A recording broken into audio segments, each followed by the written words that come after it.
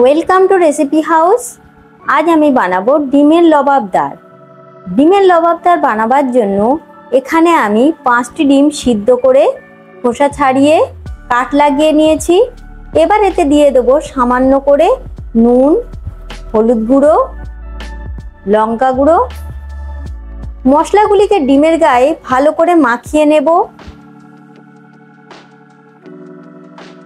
এরপর ডিমগুলিকে ভাজার জন্য একটি কড়াই 20 থেকে 25 ml তেল গরম করে মশলা মাখানো ডিমগুলিকে একে একে দিয়ে দেব। ডিমের লবাবদার বানানোর জন্য কিন্তু ডিমগুলিকে খুব বেশি ভাজার প্রয়োজন নেই। ডিমগুলিকে নেড়ে 1 থেকে 2 মিনিট মিডিয়াম ফ্লেমে ভেজে নিতে হবে। ডিমগুলির গায়ে হালকা দাগ ধরে ভাজা হয়ে এলে এগুলিকে তুলে নেব। এরপর কড়ার গরম তেলে দিয়ে দেবো 2টি দারচিনি, 4টে এলাচ, 4টে লবঙ্গ, 1টি তেজপাতা আর 1টা শুকনো লঙ্কা। গরম মশলাগুলিকে লো ফ্লেমেই 1 মিনিট মতন নেড়ে ভেজে নেব। গরম মশলাগুলি ভাজা হয়ে এলে দিয়ে দেবো 2টি মাঝারি সাইজ ঝিরিঝিরি করে কুচিয়ে রাখা পেঁয়াজ। পেঁয়াজটিকে মিডিয়াম ফ্লেমে নেড়ে হালকা লাল করে ভেজে নিতে হবে। পেঁয়াজটি ভাজা হয়ে এলে এবার এতে দিয়ে দেব 2 চামচ আদা রসুনের পেস্ট। আদা রসুনের পেস্টটিকেও পেঁয়াজের সাথে নেড়ে ভেজে নেব। এরপর এতে দিয়ে দেব পরিমাণ মতন নুন, হাফ চামচ করে হলুদ গুঁড়ো, লঙ্কা গুঁড়ো, জিরে গুঁড়ো। গুঁড়ো মশলাগুলিকে লো ফ্লেমে নেড়ে হালকা ভেজে নেব। মশলাগুলি ভাজা হয়ে এলে দিয়ে দেব 10 থেকে 12টি কাজু বাদামের পেস্ট।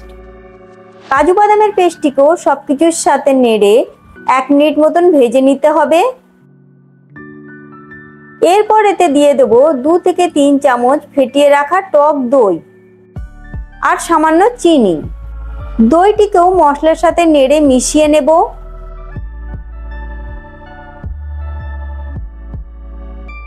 এরপর এতে দিয়ে দেব হাফ চামচ গরম মশলা।